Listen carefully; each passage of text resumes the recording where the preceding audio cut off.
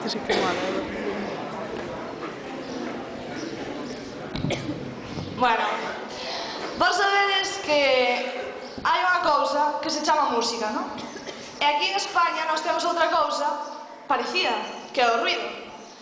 E supoño que tamén sabedes que Japón é o primeiro país, despois de España, con máis ruido no mundo. E que Japón é o primeiro país, despois de España, con máis vellos no mundo. Entonces, eu cheguei a unha conclusión. Quen ten a culpa do ruido? Os vellos, lógicamente, non? Porque ti chegas á casa do teu abuelo e dixen: que tal, abuelo? Que tal, abuelo? Como? Que tal?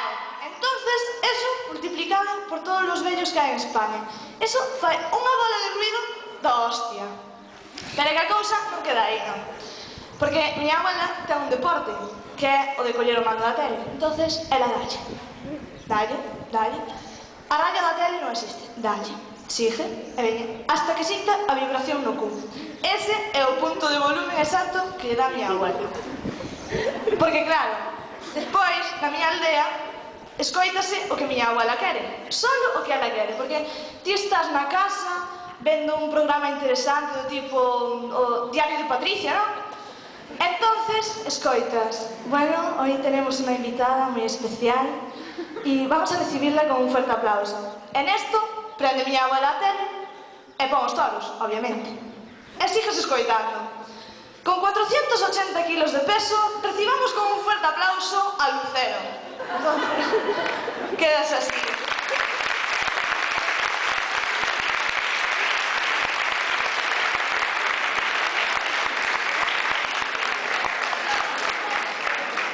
Quedas así, non sabes? Unha cousa rara, non? Pero bueno, é igual. Pero o mellor de todo é a capacidade de miña abuela para responder as preguntas dos nenos pequenos. É unha cousa flipante. Porque outro día estaba con miña irmán.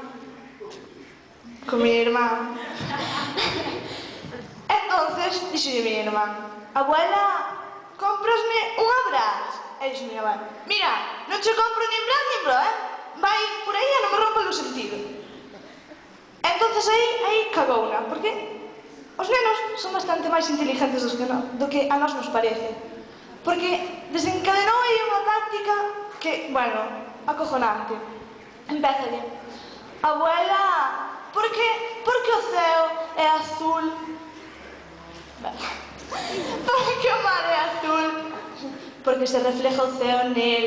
E logo, por que o ceo é azul? Mira, porque o fixo Dios así, vale? Veña, non me rompo o sentido, toma 20 euros, se compra a merda esta. Vedes? Ao final é que consiguen o que queren. Pero que a cosa non queda aí.